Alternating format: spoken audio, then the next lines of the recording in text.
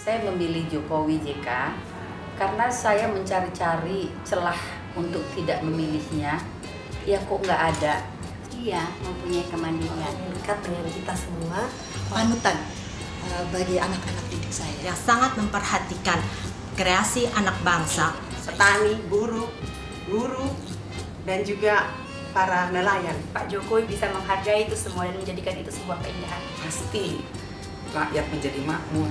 Dari kesederhanaannya itu, Pak Jokowi bisa menghasilkan hasil yang luar biasa sekali.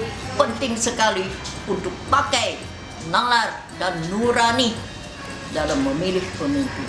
Saya sudah jelas, yakin, dan sudah melihat bukti kerja nyatanya Pak Jokowi dan Pak JK.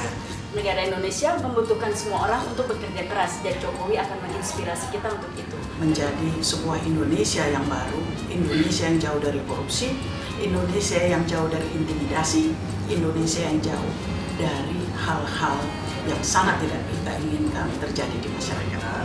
Kita harus memastikan bahwa Indonesia yang lebih baik itu akan terjadi. Saya mau Indonesia yang damai, Indonesia yang aman. Terutama untuk anak saya, cucu saya, mungkin cicit saya.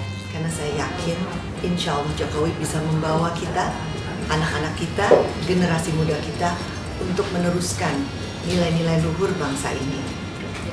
Jangan hianati reformasi. Demokrasi terlalu mahal untuk hancur kembali.